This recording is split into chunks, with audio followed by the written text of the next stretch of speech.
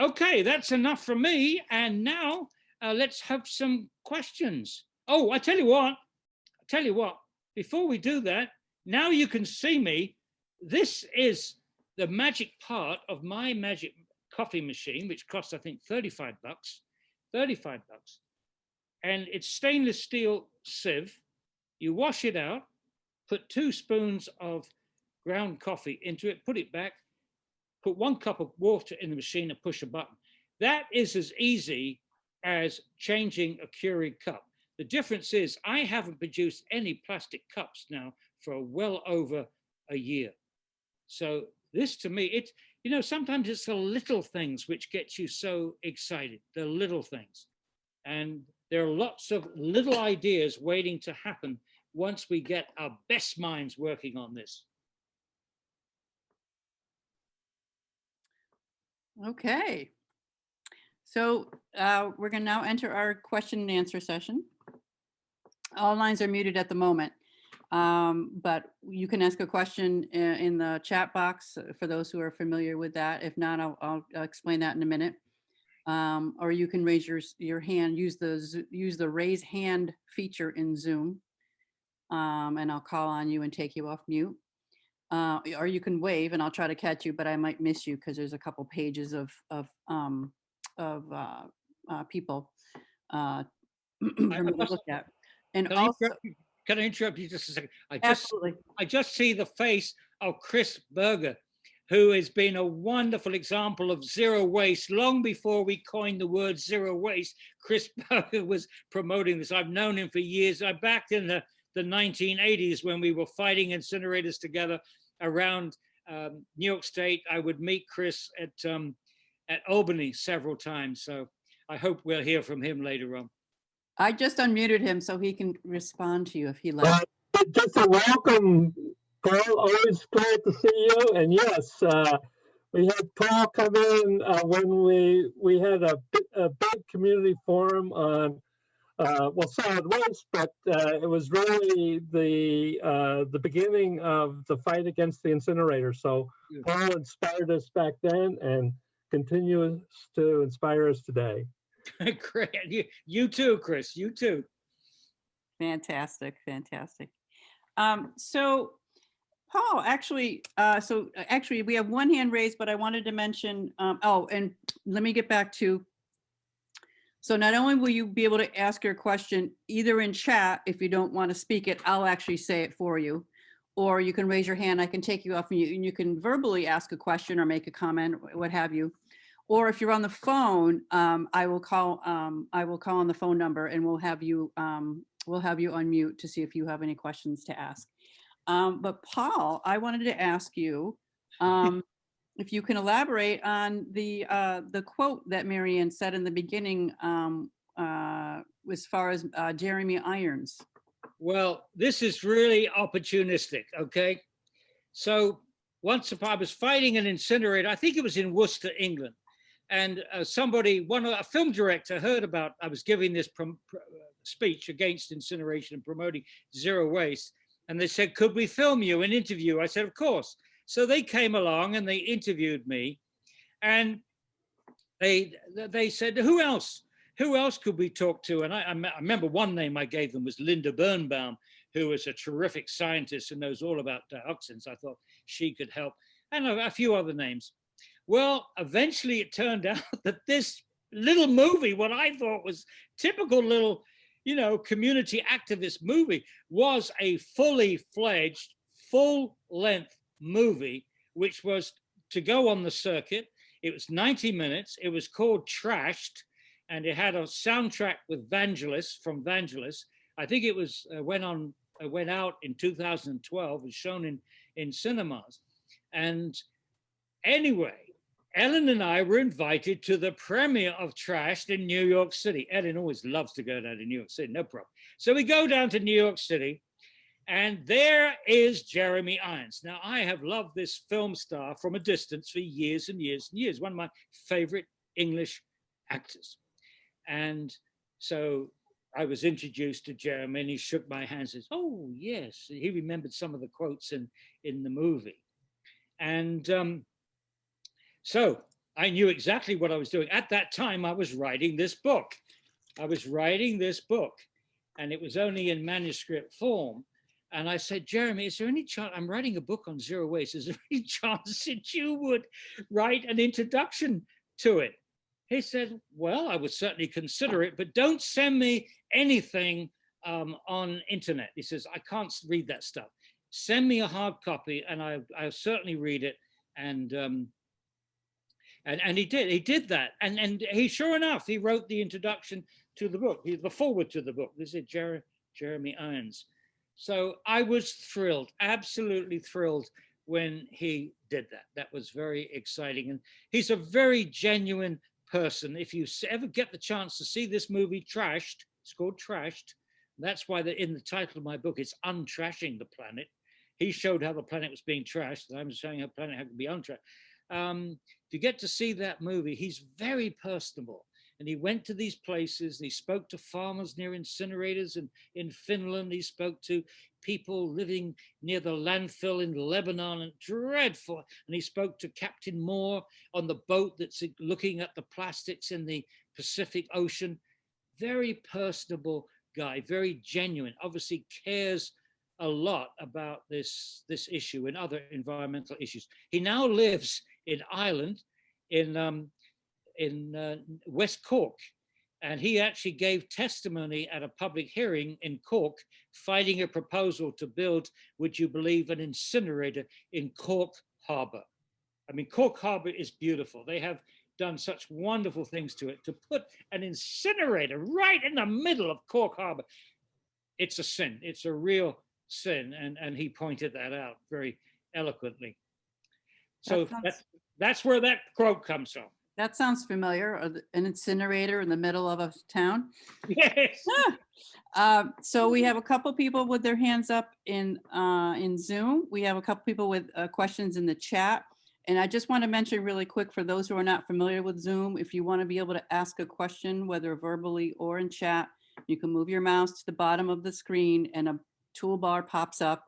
You can click chat and you can type your question in if you're a little shy and you don't want to ask it yourself verbally. Or I'm more than happy to read it for you. Also, you can raise your hand. So to raise your hand, there's a couple different ways on your computer. You can go to reactions on that bottom toolbar, click that and select raise hand that way. Also in the participants view, and you get to that also by that toolbar on the bottom, there is a raise hand button at the bottom. If you're on a mobile device, you tap the screen and you'll have a more menu choice at the bottom, like a toolbar, and you can select raise hand that way. And then again, for the phones, I'll read off, I'll get you all, I'll see if you all have questions as well. What I want to do is take one question from the Zoom and then go to the Zoom chat for the next question. So I believe Janice, your hand was up first. I could be wrong. So you should be getting something on the screen that asks you to unmute. Can you hear me? Yes, I can. Thank you, Dr. Connett. It was a fabulous talk. I really enjoyed hearing circular economy. I've been reading about it for years. And what I noticed in the American media is they dropped the recycling portion of it. The industry has kind of remodeled it, and they dropped the recycling. They don't talk about locally producing the products that you use as much. So I'm really excited to see that.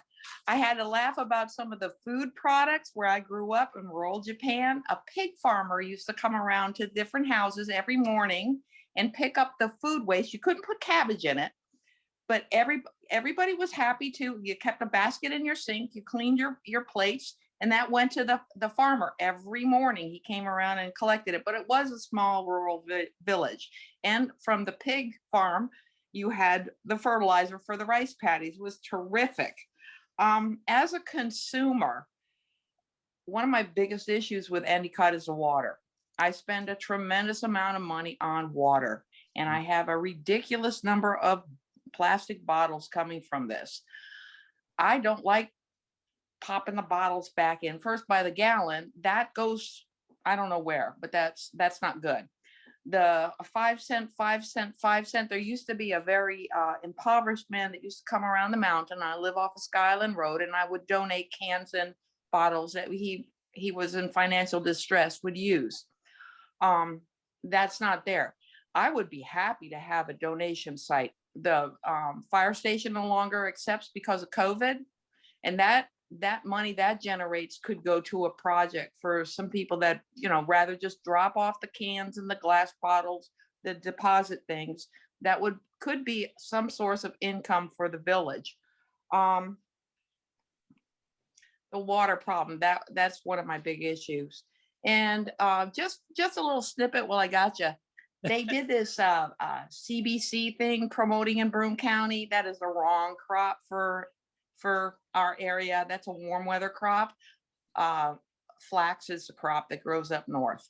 I would love to see the mills and some of the products that we actually use manufactured around here. And that's about it, other than thank you. And it was a very exciting talk. Thank you very much, Janice. My wife and I, we don't like the water here, and for an issue I won't go into, that's for another day. But we drive to Winsley, what's it, Wesley Point? Yes, I am familiar with that. And there's a in Lille, there is a spigot. Natural spring? Yeah, natural spring. And we fill up about 40-gallon jugs. Recently, we're using glass for that. And that keeps us going for a while. It's beautiful water, by the way. We've been doing that for at least 4 years. Good stuff. But the PET plastic is one of the most valuable plastics in the discard stream. And those milk bottles, the milk jugs, those gallon milk jugs, that's PET plastic. So that's a very valuable item if someone collects it. I mean, collecting is expensive, but if you had a dedicated place to collect things like that and a reuse and repair operation, you could do that. Then of course, you would quickly assemble a lot of valuable material. People could be given a ticket for a minor, a couple dollars off their tax bill, or a credit for something, for using a rented garden, build up a credit, and those credits could be donated to the schools. There's a lot that could be done. Absolutely. And I noticed in Germany when we were there last Christmas that we had to separate now the paper was separate. And a lot of the information, well, is a dirty pizza box collectible or not collectible? Some of the information is vague, and sometimes information is being put out on Facebook, which I will not use. And I rather see it on the proper Broome County website, which I think should be utilized more for information. I abhor Facebook.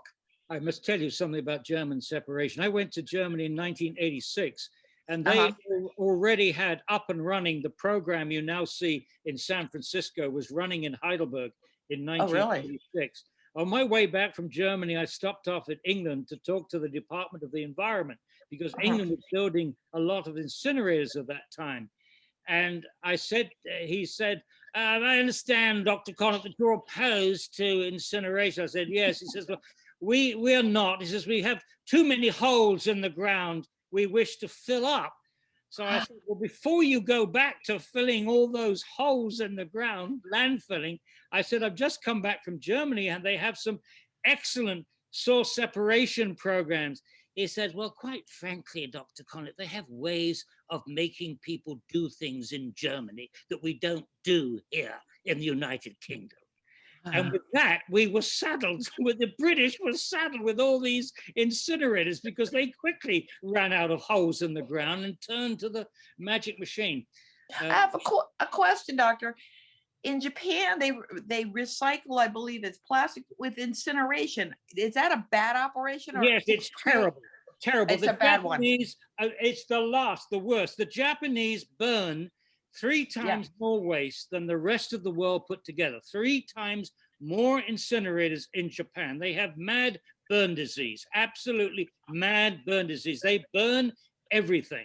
And as a result, they have more dioxin in their bloodstream, or at least they did a few years ago, than any other modern country. But enough about that. Let's go back to the positive. No, I just didn't know if that it was, they were purifying and filtering No, the you emissions or don't- not. You want something atrocious. When you go to Japan, you go to all the train stations, of which there's a lot of train stations. Yeah. They have a separation into newspapers, Mhm. trash, and combustibles. Uh-huh. They literally separate the combustible fraction for the incinerators. Gotcha. That's Terrible. not good. Okay, they're not Not good, cleaning not the good. emission. Not good. Thank you. Janice, great comments and great questions. We have a couple people that have raised their hands, but let me get to one of the questions in the chat. Christine asked this question about a half hour ago during your talk, Paul, and I don't remember what part of the talk, and I think you somewhat answered this, but what about China not accepting our recyclables anymore? Good for them. Good for them. We were sending them crap. We were sending them junk. It was supposed to be plastic, but it was all kinds of dirty crap. Good for them. I believe, and this is, if you like, this is crazy, but I believe that China will be leading the zero waste movement in 5, 6, 10 years. Everything, if you join all the dots, and I won't bore you with them now, China will be going into zero waste big time. Already Chairman Xi said, you must have separation. He said that, declared source separation. Whilst I was there, one of the problems they have is they built and are planning to build 300 huge trash incinerators, and they're so polluting. And the people in Beijing, Shanghai are already suffering from air pollution in terrible ways. And the notion that you're going to have more pollution from incinerators, it really has tipped a lot of people over the edge. Just like Russia, before Glasnost, there were people protesting in Russia on environmental issues long before they had political freedom. The same thing in China. People will, because it's their family, it's their kids, their kid and their grandkids that they are very concerned about. I think that if China can be persuaded that composting is the key, get the organic fractions out of your big cities, get it clean and compost it, they will the two birds with one stone. It will help to fight climate change on the one hand and improve their agriculture on the other. But we'll have to wait and see that. Terrific. Thank you. Andrea, you had your hand up, I believe, second, and you're going to be asked to unmute in a second. Thanks, Paul. That was really interesting. It was wonderful to see all the efforts going on in this country and around the world. I'm wondering if you have any idea on the breakdown of the funding used to do some of these initiatives in terms of public-private dollars? That's such a good question. I'm no good on economics, by the way. I'm the last person, that's my wife, not last person to ask about money. But one of the things that I'm so excited about reuse and repair operations is it's something that citizens can do. Government can help. If government can give us a large building that we can use for a few years until you found out a better use for it, that would be useful for government. But citizens can organize reuse and repair. And I think Endicott can do that right now. We don't have to wait for Albany to fund this. Although if they're wise, they'll see this as a far, far better investment for Endicott than a lithium-ion battery incinerator. So, yeah, I was just thinking when you talked about the trash pickups, for example, and you said that it'll employ lots more people. Yeah. I'm wondering who's going to pay for the additional trash collectors and the bins and all that, and just we're just curious if in the other places where this is being done, if it's funded by the government or if there's a lot of private funding going into it. Yeah, in Italy, let me tell you what happened in Italy, because it's counterintuitive. When they started source separation and door-to-door collection, porta a porta, in Lazio province, within 1 year, quite a number of communities got to 60% diversion in just 1 year. It was amazing. Everybody was completely surprised. And why was it so successful? Answer, because it saved them money. It saved them money. They were saving money on transport and tipping fees for landfilling. Everything they didn't landfill, they saved money on big time. And they were even making money on some of the more valuable items. So keeping stuff out of the landfill saves money. In Kapanery, I showed you that program. The mayor of Kapanery, after he instituted this door-to-door collection system, gave money back to the taxpayers. He said, we are saving money with this. And of course, they were creating jobs. And also the people in tourism loved it because they were getting rid of these big overflowing containers at the side of the road. And there was little resistance from the public because they weren't having to walk 50, 100 yards to deliver their waste to a drop-off container. So you save money with some of these things. It really is. But you know, your question is so good because what we've confronted from the very, very beginning, if you go back to 1985, New York State was putting millions of dollars subsidizing incineration. In Monroe County, I think they put $65 million into a refuse-derived fuel terrible incinerator. I think it's closed now. It's awful. And at the same time, they're only putting a very little into recycling. So they would say, oh, we believe in integrated waste management, an incinerator for the corporations and recycling for the people, except we said, well, if you believe that recycling is so important, how much money are you putting into it? How much money are you putting into reuse? How much money are you putting into common? And it turned out they're putting no money into it. So essentially, if you go back to the 80s, recycling was left to the Boy Scouts and volunteers.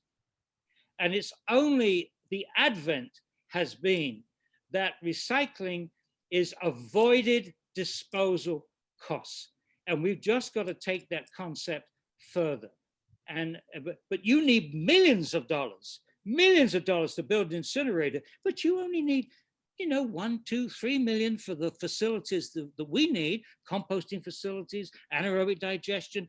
These are basically buildings, very simple buildings. So the capital costs are minimal.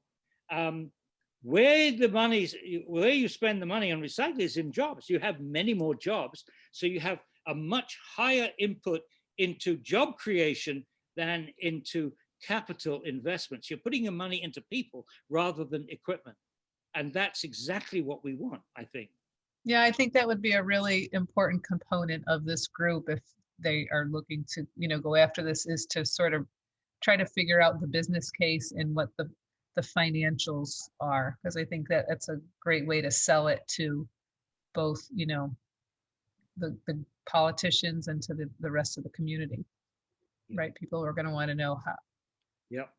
Well, I'm dying in the future that Tom O'Brien is going to tell me that one of his students is now working in some company and used his experience, his project in Endicott at the Zero Waste Research Center. Well, we have actually a transdisciplinary area of excellence at the university in sustainable communities, and they look largely at environmental, like wetland sustainability and that sort of thing. But I don't know, Tom, what do you think? There's no reason that they shouldn't look at the whole community and look at this sort of thing as well. Recycling and reuse. Yeah. Thank you. Yeah, no, that's a great idea. I don't know. I mean, when we moved here in '87, for a couple years, the county was talking about building a mass burn incinerator. And the problem was we didn't have enough garbage. And so to make it profitable, we were going to import garbage. And at that point, the motivation was that the life of our landfill at that point was something like 10 years or 15 years or something. And I don't know the rate that we're recycling trash. And of course, we have major operations in terms of all the Christmas tree, the compost stuff over near the Endicott airport. But I'm sure we could do much better than we are. But the fact that 34 years later, our landfill's still in operation, it's not filled, it's not near filling, I don't believe, and we don't have a mass burn incinerator. And again, even at the relatively unsophisticated, you have a yellow bin, you throw it all in and people pick it up. Clearly that's been successful. So I don't know. I'd be curious to know sort of where we are as a county. Can I share a story around that? Sure. It's actually, I tell people recycling killed the incinerator, and that is literally true in this county. We, as Paul has shared, and a lot of you know, we were threatened with an incinerator back in the 80s, and we kept on throwing roadblocks, we kept on challenging it, and at the same time, a number of us started putting together that recycling program, and kept on installing the incinerator, building the recycling program to the point when it came to get their permit, the incinerator needed a permit, and they basically DEC said you can build the incinerator, but you can't build an incinerator to the size that would undercut the recycling program. Yeah, that was a growing concern at the time. So basically, the county legislature then tried to pass a piece of legislation that would permit importing of waste, and that failed by one vote. Oh, The county legislature. wow, wow. And so basically, I use that all the time as a story of how a positive action can stop a negative thing like an incinerator. I remember the recycling coordinator for Binghamton. I've forgotten his name now, but I'm talking about the time that you're talking about, was one of the best recycling coordinators in New York State. He was very active and creative. I don't know if he's still around, but he was very, very good. Well, yeah. Well, I wrote the program definition report that started it, and then he was hired to implement it. So it was. Remember his name? Recycling literally killed that incinerator. Great, great. More questions? By the way, if anybody's shy, please feel free to email me at pconnett@gmail.com. I will then give you my phone number, and I do it by phone. My fingers are falling off with emails these days, so I prefer to talk to people. So if you phone me, I'll be very happy to answer any questions on this. Plenty of time with COVID, plenty of time to talk to anybody. Thanks, Paul. So Marianne, I'm sorry, did someone say something? Well, I was hoping, I see a number of hands out there, so I had a question, but I didn't want to usurp somebody's opportunity there. Well, let's come back to you after we've heard from people we haven't heard from. Yeah, exactly. So Marianne, you are the next person with your hand up. Thanks, Ellen. And Paul, great job as always. Really wonderful presentation. So what I wanted to say is, for those who are new to this terminology on the call tonight, you have discussed zero waste and also circular economy. Would you be able to, in a simple definition, define both of them and the difference between them? Because for, like I said, people that this is new, this is a new issue and new information for them. We may have to discuss that. Certainly, Define that. the circular economy is the opposite to the linear economy. The linear economy, extraction, manufacture, consumption, waste. So basically it's saying, let's minimize the extraction of new raw materials and minimize the amount of waste that we are producing. So we try to keep in circulation all the materials that we're using. It's a circular economy. The materials that we extract, we want them to go around as long as possible. But starting with the best, that you want to build let's say cars. Cars is the thing I always think of. cars, you build cars to last. And when the car is getting towards the end of its days, you've built it so it can be dismantled in component parts, which are easy to reassemble as whole parts or recycle as materials. And this is working, incidentally, in Europe. The Xerox company, which is an American company, Xerox, is collecting old copying machines from 27 countries. It takes these copying machines into a warehouse system in Venray in the Netherlands and Dundalk in Ireland. And there the machines are separated into 4 categories. Machines which can be reused in total because they've been used in showrooms and so on. They just need cleaning. Okay. Machines that can be reused in total if you replace a few key parts. Machines which cannot be reused in total, but you can reuse many of the parts. And finally, very old machines where you can only recycle the materials. Now, the exciting news about this program, even though it sounded complicated, the trucks that were taking new copying machines in one direction were bringing back old machines in the opposite direction. Doing this to 27 countries, they were recovering 95% of all the material of those machines. Only 5% ended up as waste from this whole operation. And then they said to me, Dr. Connett, we didn't get into this for environmental reasons. We got into this program to reduce production costs, And it's saving us, I think it was in those days, this is a few years ago now, $73 million a year. And that is a terrific message for industry. In other words, you make less and less waste and you are going to save money. You're going to save money on production costs and you're going to save money on disposal costs.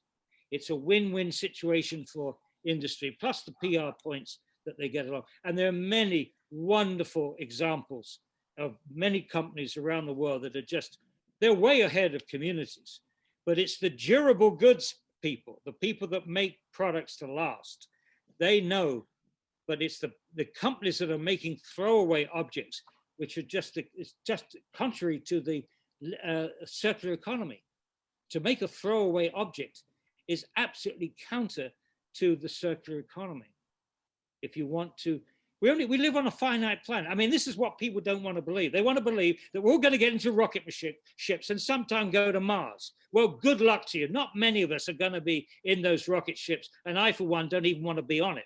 We've got to learn to live on this planet. It's a finite planet. We've only got one, and we have to learn to live and manufacture within nature's constraints, within God's restraints, if you like. It's given us a certain quantity of finite materials, and we got to learn to use them without poisoning ourselves. You know, when we dig up mercury, cinnabar, mercury sulfide, and galena, lead sulfide, and use those in industry, we put into the air lead and mercury, and neither of those metals have any use in biology. We've spread around the planet because of this mindless industrial development. We've spread around the planet for which there is no known benefit to the human body, and for that matter, to biology. And this is where Tom O'Brien, I hope, comes in here. It's these big questions that ordinary people need to understand. They need to understand these concepts before they get seduced into a different model of living on this planet. But zero waste is very fundamental to the circular economy. I remember when you first introduced it to me, and actually Tom O'Brien talked to me about this a few years ago, because I think you've written papers as well, right, Tom, about the circular economy and zero waste. And but I remember you saying, Paul, that if a company can't disassemble and reuse all the parts, don't make it to begin with. That's right. And I tell you what, we have seen, like Xerox, when Xerox took on the task of dismantling their Xerox machines, they started to change the design. Instead of having a welded joints, they would have screws or bolts or whatever. So easy disassembly. Battery companies, when battery companies were asked to recycle batteries, they stopped using mercury. That's why you have no mercury on many batteries, because they had the problem of exposing their own workers to the mercury if they recycled them.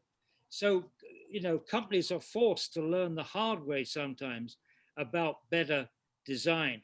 But again, I said it before, but I didn't use this. I used to say, nature makes no waste, otherwise we'd be knee deep in giraffe manure by now. The fact is that nature doesn't make waste. Nature makes mountains and things, but it doesn't make waste. It's a human invention, and we invent it with bad design, which doesn't think about the future. And so, I mean, too many schools of design, particularly fashion, their students are getting their degrees in learning how to sell to the present. And quite frankly, you have to learn how to sell to the present, otherwise we're going to go bankrupt as companies. But you need the second imperative, and that is we need to sell to the present and share with the future. That's what the ethic that we have to be teaching in our schools. How do we produce a product that people want to buy, but at the same time, we don't rob the future of those raw materials, that we found a way to reuse and recycle or compost them. Thanks, Paul. Okay, so I'm going to go to Christine next because she had asked a question in chat before, but now she's also raised her hand. And then Karen, I'm sorry, you've been waiting a long time. Then I'll go to you, and then I'll go to Chris. So Christine, I'm going to unmute you. You had brought up the great question of how does the compost get to look like it did in that one slide? Well, I had the other question about the China thing. So China isn't taking our recyclables. That's great, but what are we doing with them? I understand we're putting them in the landfill. Is that true? No. What is well? Yeah, and unfortunately, in some places, I know. So what's happening? What is being done to? Well, what I would advocate that we do is above ground storage. In other words, this isn't going to last forever, and the message to recycling and industry in the United States is we need factories to recycle these materials into new products in the United States. This is where the transition is going to create lots more jobs.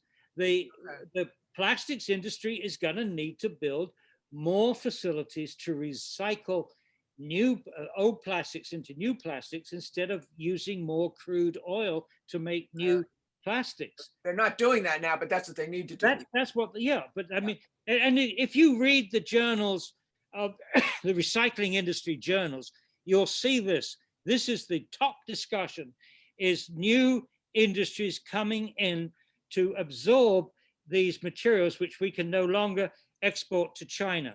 And when China stopped, of course, we didn't stop exporting. We sent it instead to Malaysia and Indonesia. And those countries have started to complain and started to shut the door as well. And good luck to them. They should.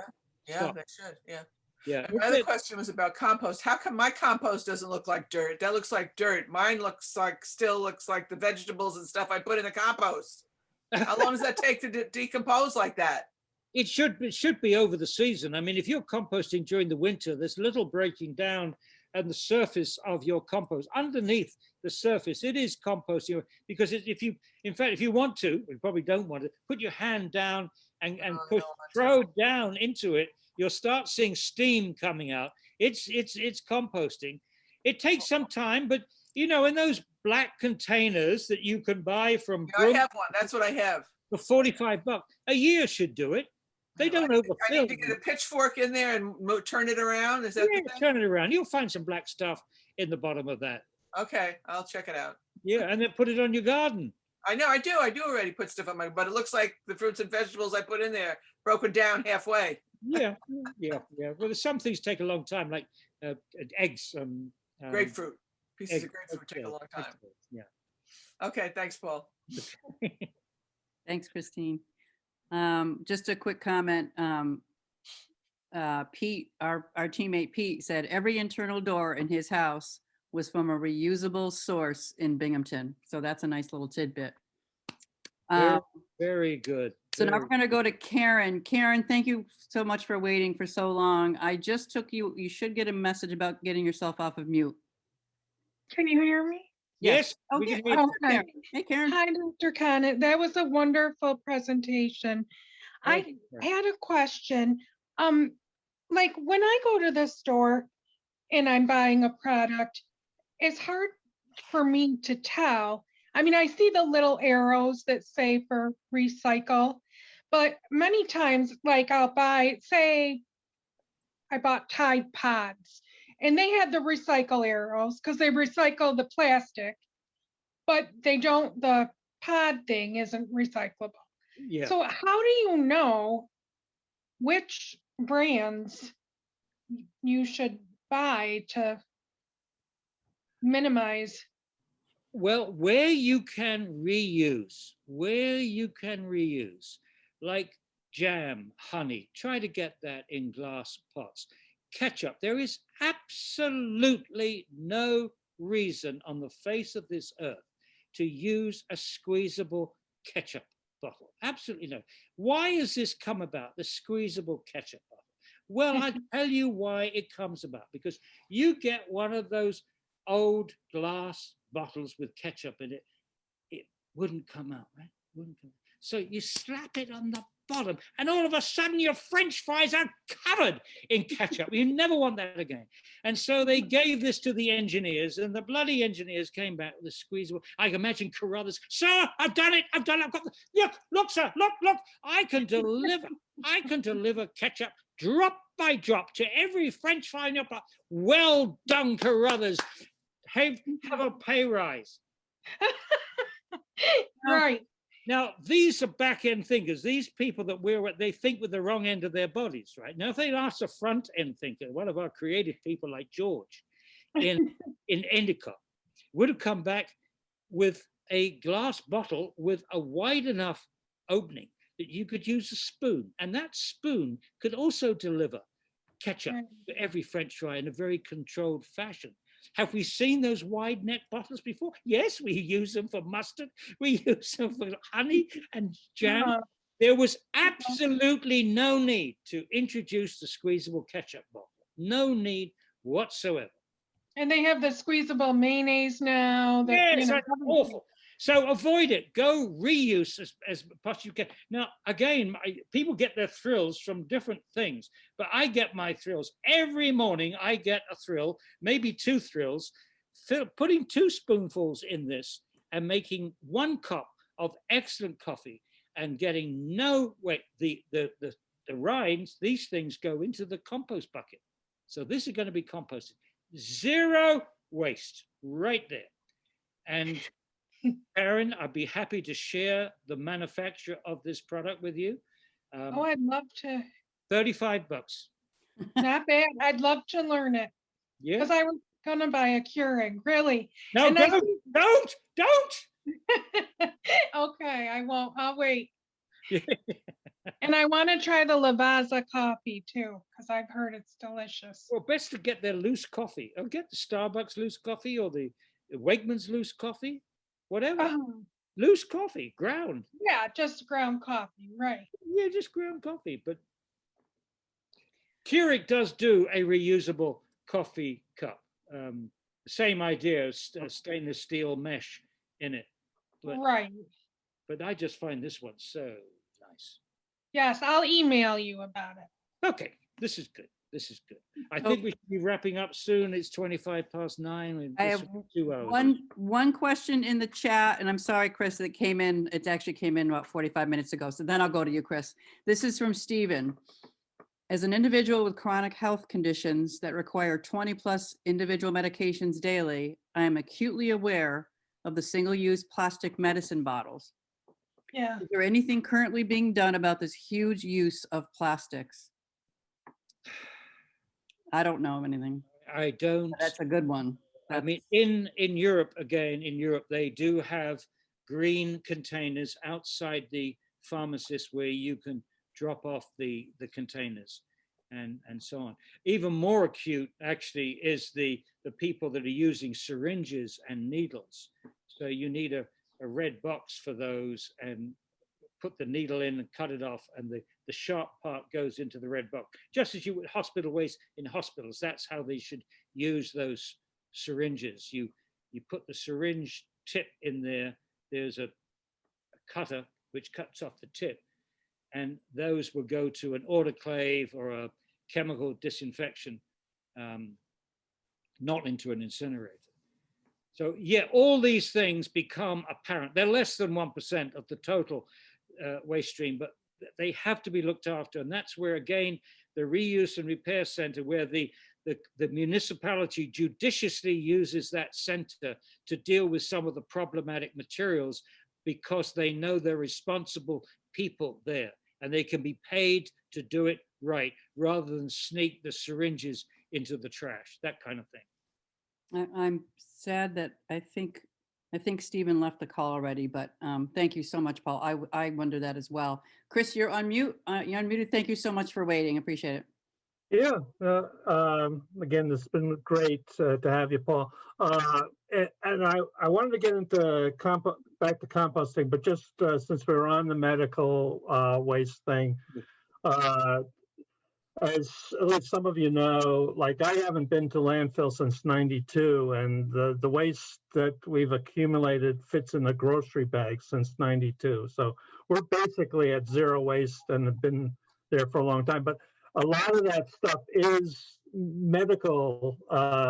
These little packets where pills are in individually packaged bubble has plastic and then aluminum foil on the one side. It's those types of items that drive me crazy. Yes. And of course, with medical, I'm asthmatic, so there's some things I just can't avoid. But anyway, the county does take medical waste, by the way, though, as actually the sheriff's department spearheads a medical waste drop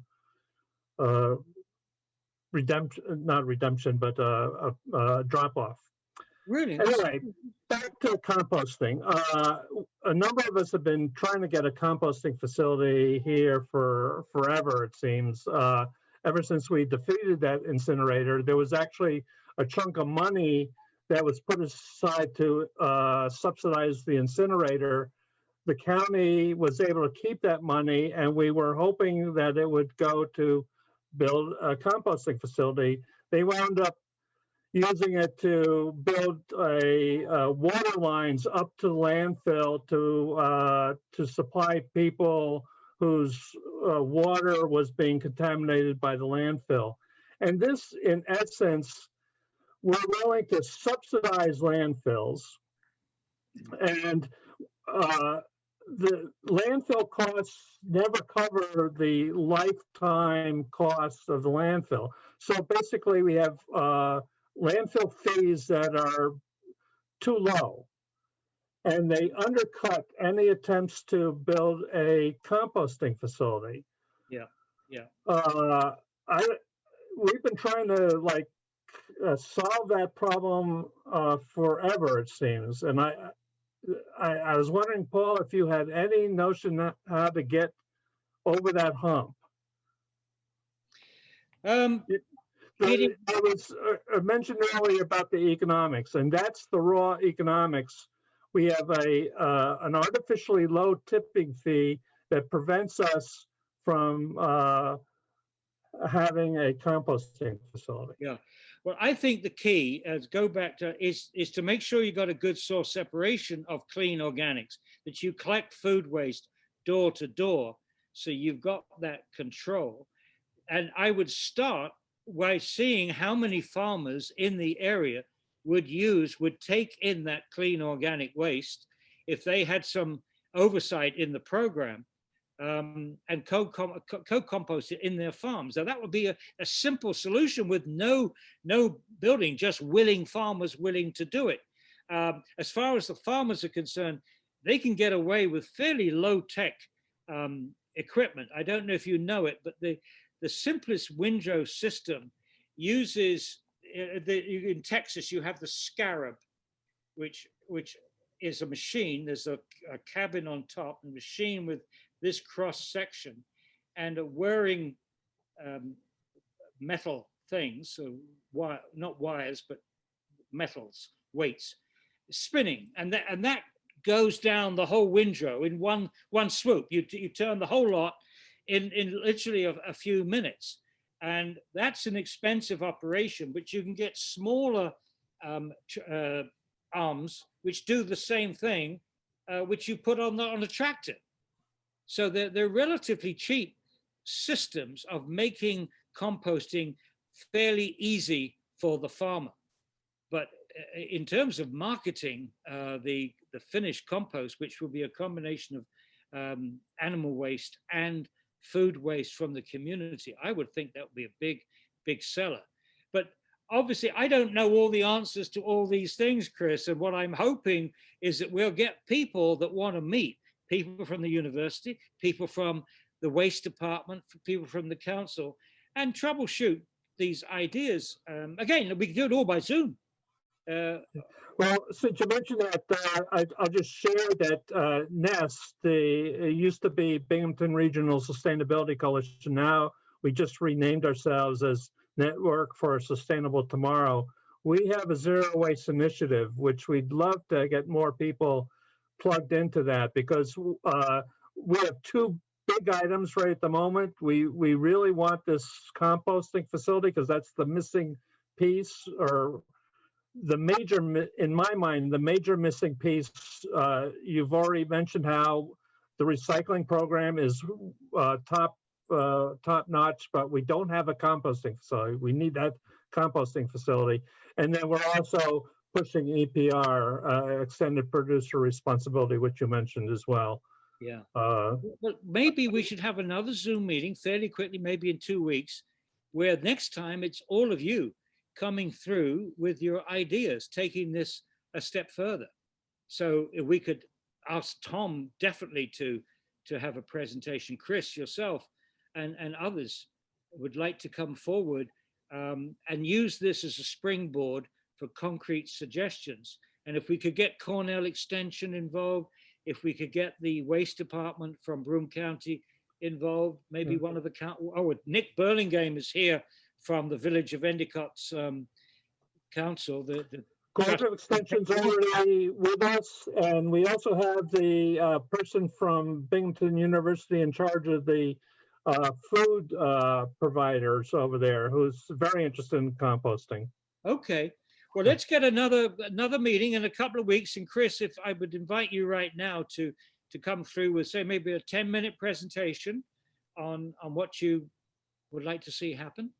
And anybody else, Tom, I'm sure, could you come up with a 10-minute presentation if we do this again? Sure.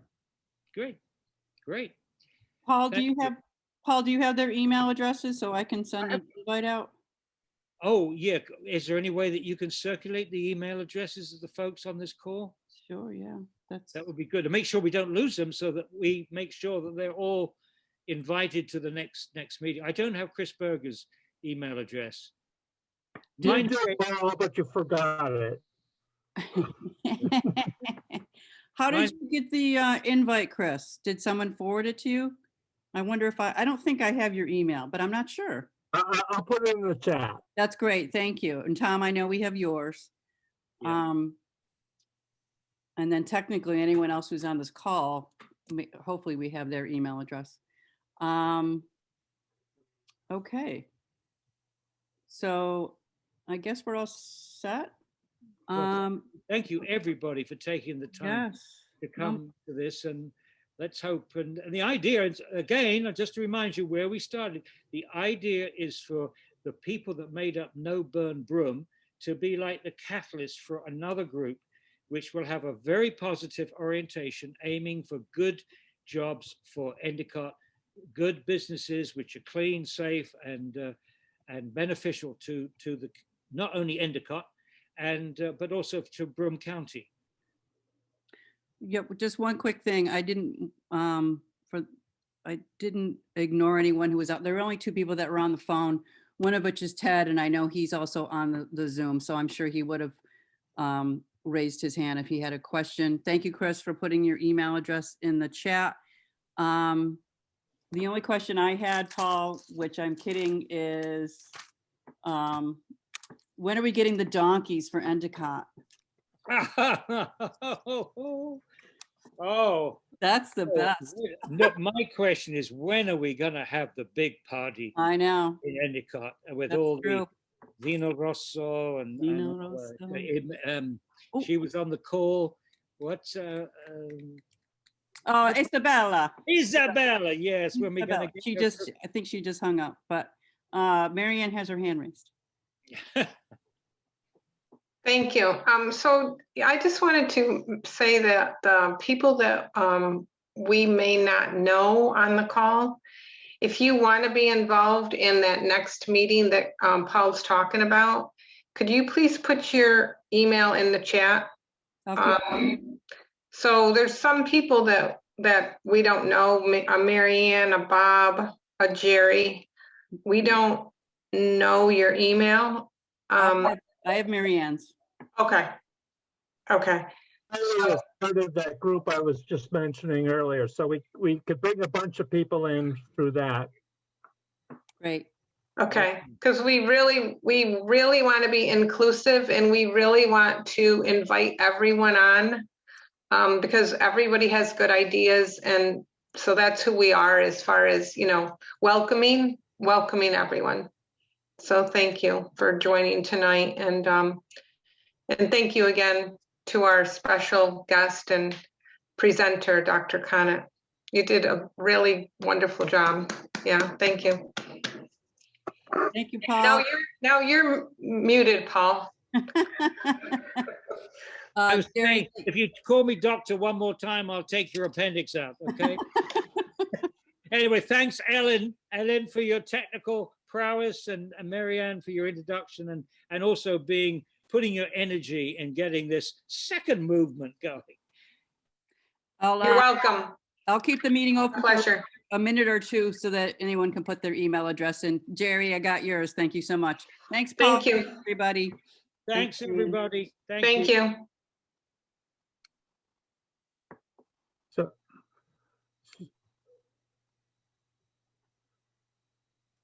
So Alan, I came in a little late. You're representing who now? Actually, those of us that are left on the call, we actually were in, we formed No Burn Broome last year when the incinerator idea came about. So we are No Burn Broome, but what we're doing is we're trying to figure out, we have our ideas on a new mission statement. We want to pivot from saying, as Paul says, we want to pivot from saying no to saying yes. So we want to change our name. We haven't decided on a name yet. So we're still going by No Burn Broome. We have a team of probably 28 people, but there's probably about 12 that are active. And we want to keep that momentum going. Well, that's why I shared the story that with the recycling, that actually the positive can be used to stop the negative. Yes, yes. So yes, we met you in the 80s, Pat and I, we fought hard with that incinerator in Kirkwood. And I met you back then, and Danny Schofield was responsible for killing it, and he was our legislator. And we met with him the night before. He was the swing vote. He was the swing vote, and we had a meeting with Danny. I'll never forget it, right? And he was so on the fence because he really had to go against his party in voting the other way. Back then it was, you know, it was really party lines on who wanted it and who didn't. And Tim Griffin obviously was the county executive, and he was not for it, right? But the legislature was. They had a few Democrats, unfortunately, who were for it too. There were, but Danny was the swing vote, and a number of us talked to him. What? A number of us talked to him. Yeah, that's right. And I remember you when you came on the call tonight, I said to Pat, there's Chris Berger. So I haven't seen you since 1980. What was that, 88? Well, it was a long, if you recall, we kept on thinking it was a long drawn out fight. And so Yeah, it was.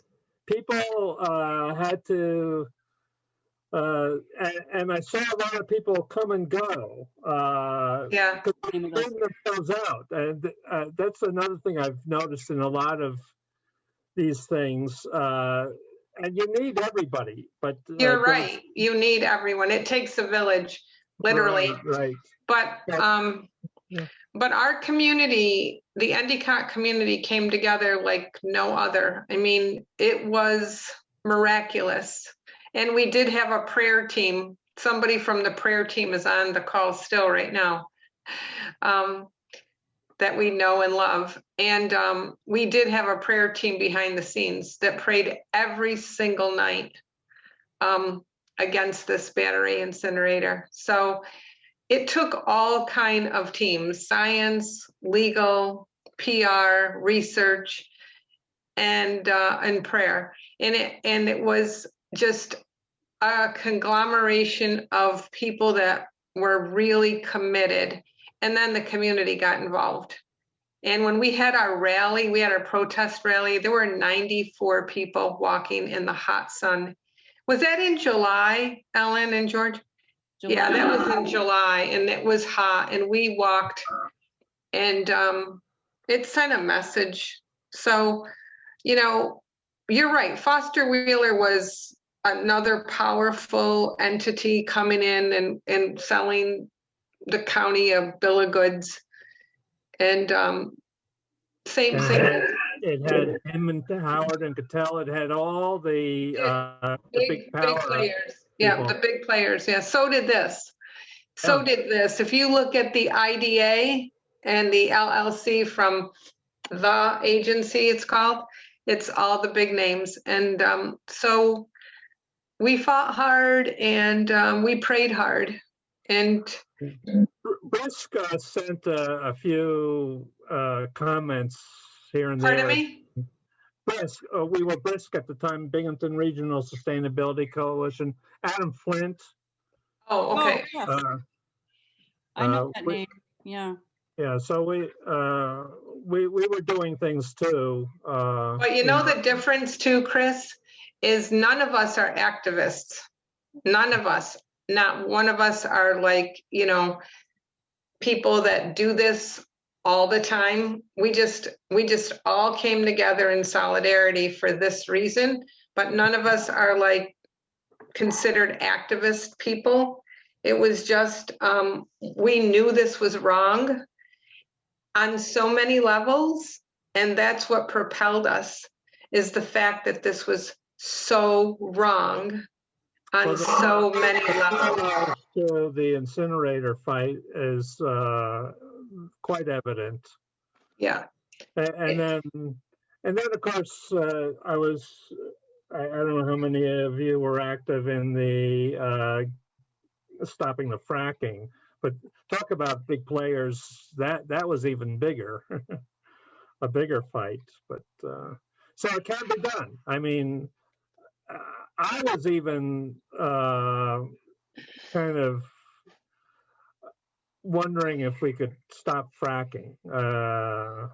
Fracking was such a big, it had, I mean, talk about big players and a lot of money. The people behind fracking it was even bigger, but we stopped it.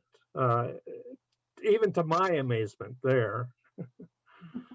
So Chris, you said that you're looking for a composting place. Is that what you said? We're looking for a place for composting. We have a lot of space in Endicott. We have a lot of empty space, and that's what I said. I actually shared it in the chat too. The Nest, which is what Binghamton Regional Sustainability Coalition became. We changed it because our reach is a lot more than Binghamton now. our energy programs especially go far and wide. So we thought it would be a good idea to get it a little less Binghamton centric. But we've had a zero waste initiative for quite a while now. It's been small, but after we had a summit meeting in September, and we got a number of new people and involved, and so we've identified composting, which has sort of always been on the plate, and then there's actually some new opportunities with extended producer responsibility. That's with legislation at the state level, so we should be paying attention to that too. But those are our two big ones. And What was that? yeah, Chris? we needed a composting facility for sure. Well, good. Well, then we're going to look forward to meeting with you. And we'll set something up for another, and like Paul said, in another couple weeks. And I think we got a lot more names now, Ellen, Yes. to Yes. to reach out to. So thank you all, and it's been a great night. Chris, this has been very good. Thank you so much for joining. Hey, George, how are you? My pleasure. Thank you, Ellen, for hosting. You did a great job. Absolutely. Hi, sister. Absolutely. Oh, Hi, George. Hi, Pete. Hi, how are you? hi, Good. George. Are you Good. back home? Are you back in town, George? Yes, I got back in town like 1 o'clock Are you this tired? afternoon You because look- I was exhausted. Yeah, And you then look just tired. I started orientation 1 hour of arrival for a new job. So Oh, my Oh, God. that's right. I've had a full day. Yes. Oh, Wow. Yeah. oh, you're sweet. I'm so Yeah. glad you called in. Great. It was very nice. I was doing, I was multitasking. I had some emergency calls from family. So Oh, I was geez. listening in, dealing with some other situations on the line. That's why I wasn't on with video Oh, my and was gosh. muted. Yeah. Well, you're very, very, I'm so glad you were in, even though you have so many other things going on. So, well, Yeah, rest and it well. was good. Yep. You know, I was in Colorado, Yes. and they're doing an awful lot of development there. In the community where I was staying with some friends, they are doing composting there, and they do have the concept of zero waste, as well as bulk shopping, bulk grocery, Oh, yeah. that it's just amazing. Like, they don't believe in saran wrap, and they have no saran wrap, no Ziploc bags. You know what Paul said to me the other night? Because he showed me this this presentation 2 weeks ago. He wanted to do a dry run and sort of get some feedback. You know what he said that really kind of blew me away? He said, you know how people put their food in plastic? And like if we buy frozen vegetables, frozen fruit, anything, right?